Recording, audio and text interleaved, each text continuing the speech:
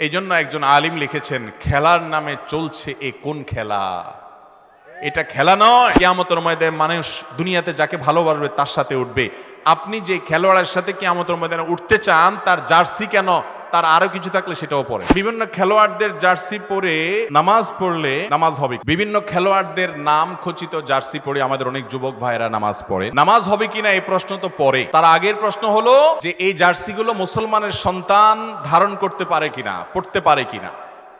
আচ্ছা, আপনার বাবাকে বা আপনার মাকে গালমন্দ করে কিংবা আপনার মায়ের সতীত্ব নিয়ে প্রশ্ন করে, এরকম কোনো লোক যদি থাকে যে আপনার জন্ম নিয়ে বাজে কথা বলে, এই লোকটা যত ভালো পারফরমেন্স দেখাক যে কোনো সেক্টরে, তার সাথে কখনো আপনার হৃদ্যতা, তার সাথে কখনো আপনার সম্প্রীতি, তার ভক্ত হওয়া, তার ভালোবাসা, এটা কোনোদিনই সম্ভব হবে না।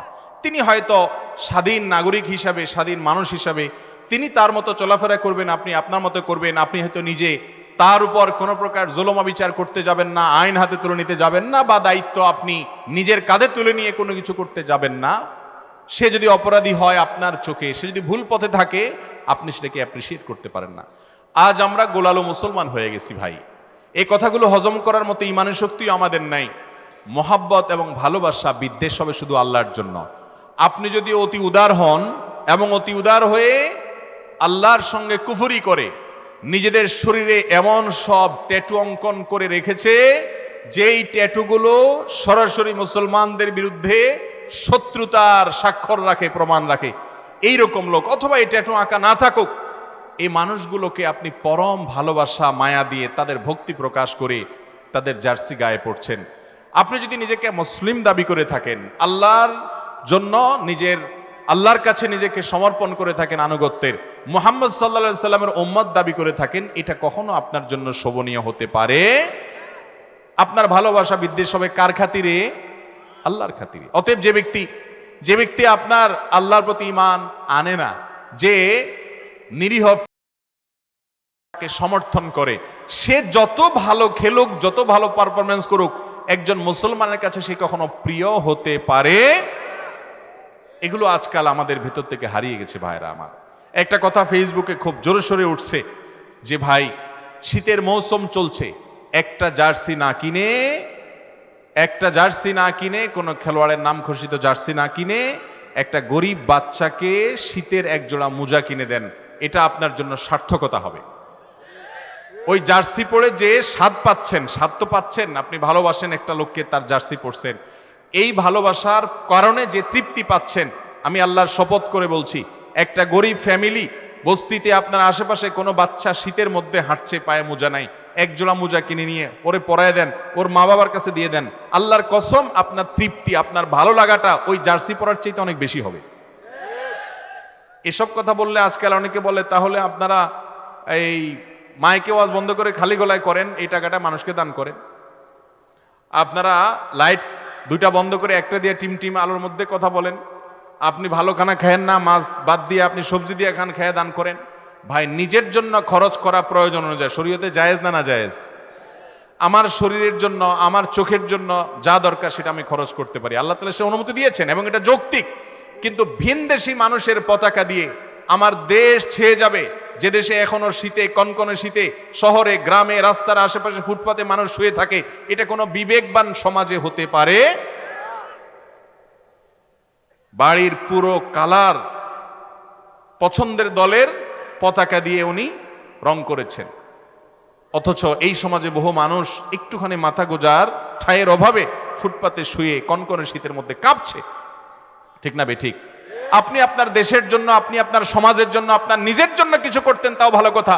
কোথাকার কোন কাফের মুশরিকের জন্য, কোথাকার কোন ভিনদেশী মানুষের জন্য আপনার এই মায়া মমতা, নিজেরা আশেপাশে অনেক কষ্টে থাকা মানুষ, তাদেরকে উপেক্ষা করে, আর তাদেরকে উপেক্ষা করেন বা না করেন, আপনি নিজের জন্য কিছু অন্তত করেন, এই অর্থহীন খরচকে কোনো অবস্থাতে সমর্থন করা যায়? দুঃখজনক যে আমাদের মিডিয়াগুলো এটাকে খুব অ্যাপ্রিসিয়েট করে, এটাকে ইতিবাচকভাবে প্রকাশ করে, অমুকে তার ঘরকে অমুক দলের পতাকা দিয়ে সাজিয়েছে। ভাইরা আমার, এটা কখনো কোনো বিবেকবান মানুষের কাজ হতে পারে? আপনি শৌখিনতা করেন শরিয়ার গণ্ডির মধ্যে থেকে, অপচয় অপব্যয় করেন না। শরীয়ত যতটুকু করার সুযোগ দিয়েছে তার মধ্যে থেকে আপনি করেন। আপনি একটা ভালো গাড়ি কিনেছেন, আপনি একটা ভালো জামা কিনেছেন, পছন্দের করেন, এগুলো শরীয়তে নাজায়েজ নয়। কিন্তু এই অর্থহীন কাজ, যেটা আপনার নিজের কোনো উপকার আসে না, নিছকই আল্লাহর প্রতি বিদ্রোহকারী, আল্লাহর প্রতি অস্বীকৃতি জানানো মানুষগুলোকে আপনি অ্যাপ্রিসিয়েট করছেন, তাদেরকে ভালোবাসা প্রকাশ করছেন, এটা আপনার ইমানের সঙ্গে সঙ্গতিপূর্ণ নয়। মনে রাখবেন, আল মারউ মা মান আহাব, কিয়ামতের ময়দানে মানুষ দুনিয়াতে যাকে ভালোবাসবে তার সাথে উঠবে। আপনি যে খেলোয়াড়ের সাথে কিয়ামতের ময়দানে উঠতে চান, তার জার্সি কেন, তার আরো কিছু থাকলে সেটাও পড়েন। আপনি কিয়ামতের ময়দানে কার সাথে উঠতে চান? মুহাম্মদ সাল্লাল্লাহু আলাইহি সাল্লামের সাথে না এদের সাথে?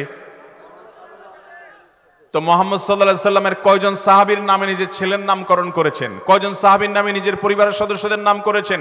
কয়জন সাহাবীর নাম, ইতিহাস, তাদের বিষয়ে জানেন? তাদের জীবন আদর্শ শিখেছেন? আপনি খেলোয়াড়দের আদ্যপান্ত জানেন, সবকিছু জানেন। জীবনে যতবার তাদেরকে দেখেছেন, ততবার কোরআন খুলেছেন কিনা সন্দেহ। কিয়ামতের ময়দানে এদের সাথে যদি আপনার হাসর হয়, এদের সাথে যদি আপনি উঠেন, তাহলে পরিস্থিতি কি হবে? যে আল্লাহর প্রতি ঈমান আনয়ন করে না। আল্লাহ তাআলা আমাদেরকে বুঝার তৌফিক দান করুন। ভাইরা আমার, এই জন্য একজন আলিম লিখেছেন, খেলার নামে চলছে এ কোন খেলা? এটা খেলা নয়। ভাইরা আমার, এই সমস্ত বিশ্ব মোড়লদের বাণিজ্যের কাঁচামাল হলো আপনার আমার আবেগ। আমাদের আবেগ হলো তাদের বাণিজ্যের কাঁচামাল। দিন শেষে তাদের মিলিয়ন বিলিয়ন ট্রিলিয়ন বিজনেস হবে। খেলোয়াড় জিতলেও টাকা পাবে, হারলেও টাকা পাবে। আপনি জিতার পরে চিল্লা উঠলেন, কিছুই পান নাই, কাইন্দা দিলেন, তাও আপনার আসলে কোনো ক্ষতি হয় নাই। কাইন্দা নিজে কষ্ট পাইছেন, খেলোয়াড় ঠিকই কিছু না কিছু পয়সা পাইছে। স্পন্সর করা কোম্পানিগুলোর বিজনেস হয়েছে এবং সবার বিজনেস হয়েছে। এটারে বলে কলুর বলদ। এটারে বলে কি ভাই? কলুর বলদের গল্প শুনছেন আপনারা? কলু হলো এক ব্যক্তির নাম, তার একটা বলদ আছে। এই বলদ এটারে দিয়া ঘানি টানে, ঘানি। তো ঘানি টানানোর জন্য ওর চোখ বেঁধে ফেলে ওকে তাড়া দিলে ও মনে করে যে আমি এই গোয়ালঘর থেকে বের হয়ে মুক্ত ময়দানে গিয়ে স্বাধীন হয়ে যাচ্ছি আমি বোধহয়। এই জন্য সে দৌড়াইতে থাকে। ওই স্বপ্ন দেখে সে দৌড়াইতে থাকে, আর যে কলু বলদের মালিক সে তারে পিটাইতে থাকে আর হইট হইট করে। সে মনে করে আমি যাচ্ছি, কত মাইল যেন চলে গেছে। এই ফাঁকে তারে দিয়া তাড়ায়া কলু কি করে, ওই যে ঘানিতে যে আপনার সরিষাগুলো দিছে, সরিষা থেকে তেল হচ্ছে, ফোটায় ফোটায় তেল পড়তেছে আর তার পয়সা হচ্ছে। এই বলদের কাজ করানো শেষ, ঘানির সকল সরিষা ভাঙা শেষ। দিন শেষে দেখা যায় অনেকগুলো তেল হয়, বিক্রি করে কলমিয়া পয়সা পকেটে নিয়ে হাসতে হাসতে বাড়ি চলে যায়। আর বলদের চোখটা খুলে দিলে বলদ দেখে, কই যে জায়গায় ছিলাম ওখানে তো দাঁড়ায় আছে। তাহলে ঘানি টানলো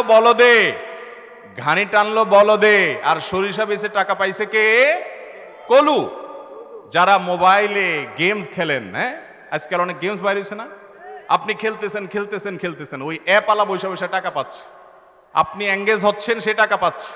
আপনি খেলা দেখে চিল্লা উঠছেন, ওই বিশ্ব বাণিজ্যের মোড়লদের তাদের বিজনেস হচ্ছে দিন শেষে crore crore billion billion trillion trillion টাকার বিজনেস হচ্ছে।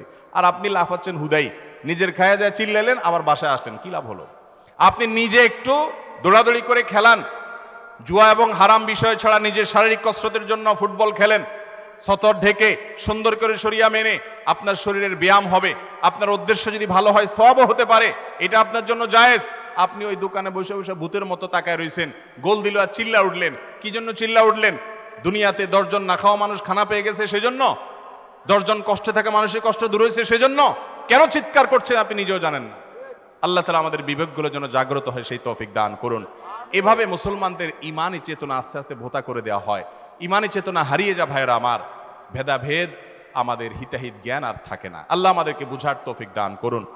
কিয়ামতের আগে ভাই অনেক ফিতনা আসবে দুনিয়াতে। ফিতনার কি দেখেছি আমরা? আমাদের সন্তানরা, পরের জেনারেশন আরো ভয়াবহ ফিতনার মুখোমুখি হবে। এইসব কথা এখন আর চলে না মার্কেটে। আমি যে কথাগুলো বলছি, এই কথাগুলো আমাদের যুবকদের কাছে অপ্রিয়। বলে কে মৌলবী, খেলা দেখবো, বিনোদন করবো, সেখানেও ফতোয়াবাজি। মুসলমানের জীবনে আল্লাহর নির্দেশের বাইরে কোনো কিছুই যেতে পারে। আপনি মুসলিম মানে নিজেকে পরিপূর্ণ সমর্পণ করেছেন, অতএব এর বাইরে কিছুই যাবে না। আল্লাহ আমাদের সবাইকে আল্লাহর আনুগত্য পরিপূর্ণভাবে করার তৌফিক দান করুন। সফল ইমানদারদের বৈশিষ্ট্য আল্লাহ তাআলা বলতে গিয়ে 18 নম্বর পারার প্রথম সূরা মুমিনুনের ভিতরে কয়েকটা বৈশিষ্ট্য বলেছেন। এই গুণগুলো যাদের মধ্যে থাকবে এরা শুধু জান্নাতের মালিক হবে না, আল্লাহ তাআলা দলিল দিয়ে দিচ্ছেন, উলাইকা হুমুল ওয়ারিসুন আল্লাযীনা ইয়ারিসুনাল ফিরদাউসা হুম ফিহা খালিদুন। এই গুণের মানুষগুলো জান্নাতুল ফেরদাউসের মালিক হবে, আল্লাহ দলিল দিচ্ছেন। এবং জান্নাতুল ফেরদাউস তাদের হবে, আল্লাহ জানিয়ে দিচ্ছেন। সেই গুণগুলোর ভিতরে একটা গুণ হলো ওয়াল্লাযীনা হুম আনিল লাগবি মুরিদুন, বেহুদা কাজ থেকে যে বেঁচে থাকে, এই খেলাধুলার পেছনে দৌড়াদৌড়ি করা, ফলো আপ করা, এগুলা সেরকম বেহুদা কাজ। তবে কোন খেলোয়াড়ের নাম খচিত জার্সি পরে নামাজ পড়লে নামাজ হয়ে যাবে, কিন্তু এটা অনুচিত এবং মাকরুহ। আর যদি ছবি থাকে তাহলে সেক্ষেত্রে এটা আরো ডেঞ্জারাস, বাট ফরজ আদায় হয়ে যাবে কোনো মতে। আল্লাহ আমাদের বোঝার তৌফিক দান করুন।